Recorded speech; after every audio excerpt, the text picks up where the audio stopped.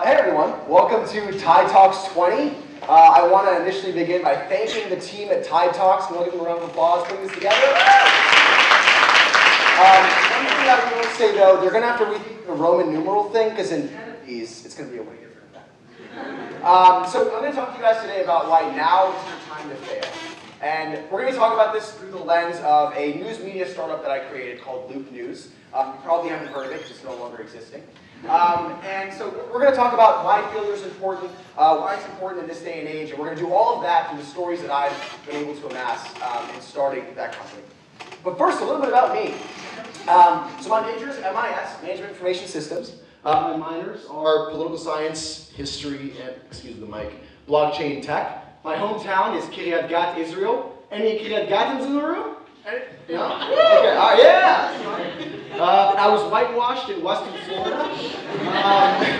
And the foods I enjoy are design thinking, hashtag DFA, go DFA.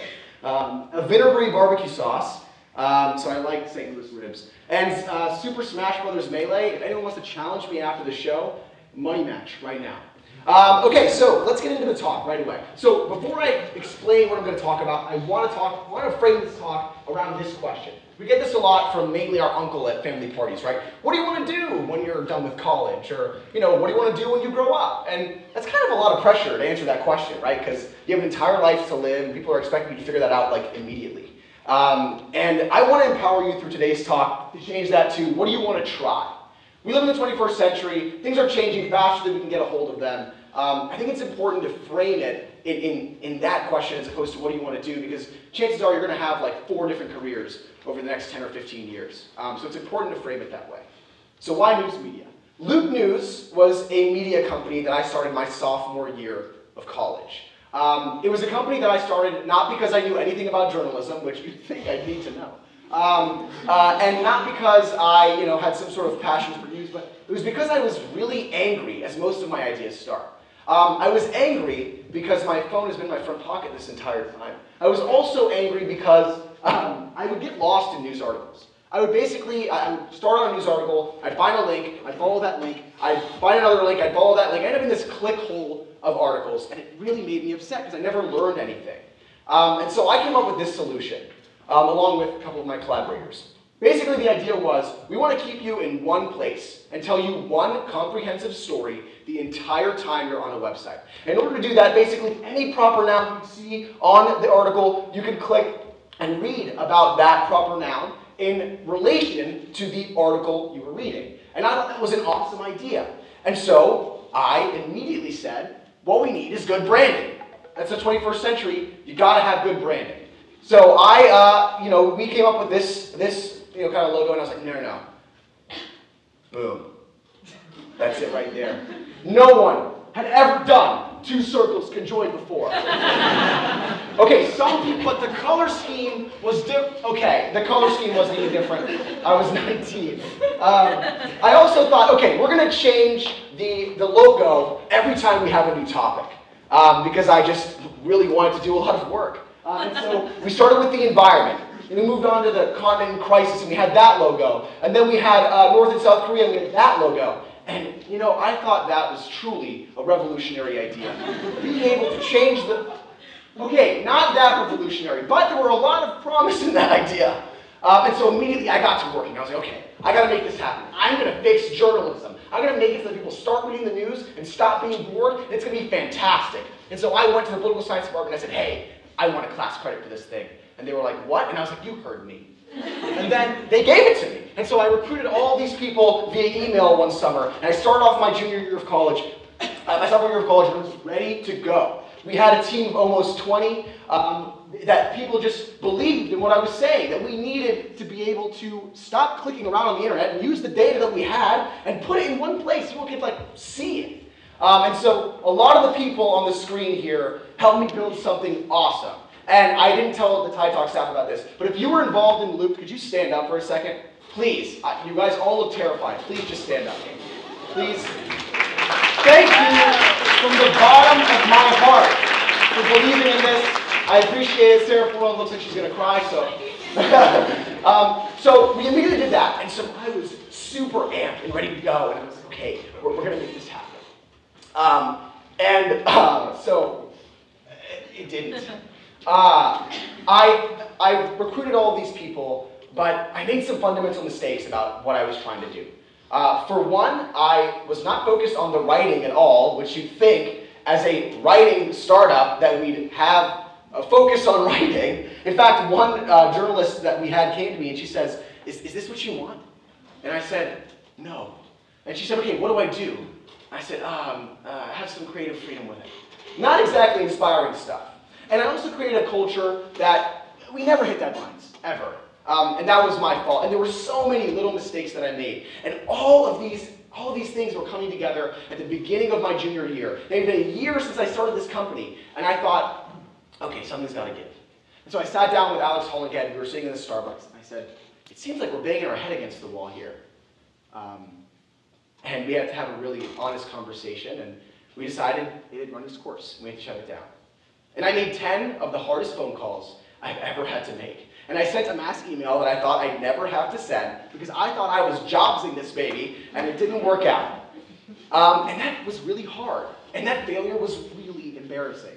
Because to this day, people at parties ask me, hey, how's your website going? And I have to tell them that it's not going. And it is, it's really hard. And you have to, when you create something, right?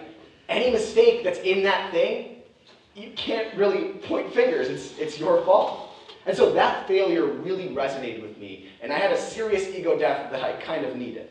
And so I want to talk to you guys about redefining success and failure. And I want to do this by talking to you about why you should look at success differently than what we currently do, and then how you should look at failure in general, not as a process, but as a moment in time.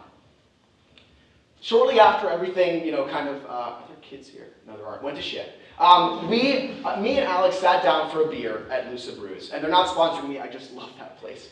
And so we sat down, and I said, Alex, I feel like I let these people down. I let myself down. I let you down. All of these people came to put in all this hard work to revolutionize journalism, and we failed. And I feel like we accomplished nothing. And Alex framed it in a way that I don't think I'll ever forget. He said, dude, what are you talking about? With no budget, not paying anyone, we managed to publish 50 full articles, hundreds of thousands of words of annotations, create digital media, the likes of which I've never seen before, that is still my desktop background. Shouts out to Marjorie. And we were able to do this because we came together to do it. And yeah, we didn't revolutionize media, and yeah, we didn't fix the ad-driven platform that I was trying to set out to fix, but we made something awesome. And to this day, I keep Loop News up. Not because I want people to read it, but because I want the people who are in it to remember what we did. And so that's what success is about. It's not necessarily about achieving the thing, it's about the personal growth. And you can only do this in college. You can really only learn like this in college. Because if I had taken out a mortgage to start Loop, I wouldn't be up here. I'd be probably trying to find a way to get my money back. You'll never have this many resources. We're staying in a theater that would cost us thousands of dollars to rent, and they just let us have it. That's amazing. And there's so many things like that in college that you can take advantage of. Reputation in college is temporary, and also nobody really cares, dude. Like tomorrow they'll be talking about something else, and even more important, when you leave these four walls, you've got a resume and a diploma. That's it. Don't think that it's going to carry on forward because you're going to go work somewhere, and they're going to know you as the person who went to the University of Alabama, not the person who went to the University of Alabama who was this person there. You're just that person wherever you end up. You have an unbelievably soft cushion to land on. Even when I had this entire thing fall on its head, I was still a college student in a first world country. And I still had job opportunities that were waiting for me. And if anything, I got to put it on my resume. So I didn't really lose anything other than my, belief in myself. You are surrounded by smart people from a huge variety of fields. That's really important. Because in any jobs that you guys go out to find, right, you're going to be in a place that everyone has something in common. There's a certain mission you guys are trying to accomplish. But here, you get to rub shoulders with graphic artists, scientists, people who are going to med school, people who are going to be engineers, people from all over the place. And you rub shoulders with them every day. And you get to glean from their insights. And that's an amazing, amazing opportunity. Don't pass that up, seriously. So this is how success is currently defined. The accomplishment of an aim or purpose. Now, I'm a studio lead for Design for America, shouts out, and in every interview that we do, I ask people, what is your greatest success? And I always have to stop them. I say, stop, don't go anymore. I don't want you to define success as the thing you've accomplished. I want you to tell me about your greatest success in terms of personal growth. And I've gotten answers like, I lost a presidential election in high school. And I've gotten answers where I won a swim meet by being the last person on that team. And that's why I want to challenge you to define it this way. The attempt of an aim or purpose that leads you to personal growth. Because that's what we're here for. We're here in college to develop as people. And honestly, in the 21st century, when there are people making millions of dollars for a job that didn't exist 5 years ago, nobody knows what they're doing. No one. So just learn as much as you can. And I want you to reimagine failure. Failure is such a dirty word. It's so embarrassing, right, to fail at something. In school, if you fail at something, no one's ever like, hey man, you know what happens, just take it again. No, you failed the class, you probably shouldn't do that. But in real life, that's not how it works. And Astro Teller, the head of Google X, which is their division that does a bunch of experimental moonshot technology things, he defines it this way. Real failure is the point at which you know what you're working on is the wrong thing or you're going about it in the wrong way. That moment, that's failure. But you can't call everything before that failure. That's learning. That's how I want you to imagine it. Because if you fail, it means you were meant to fail. And it means that you realized what you were doing was not the right thing. But until that point, you've been learning.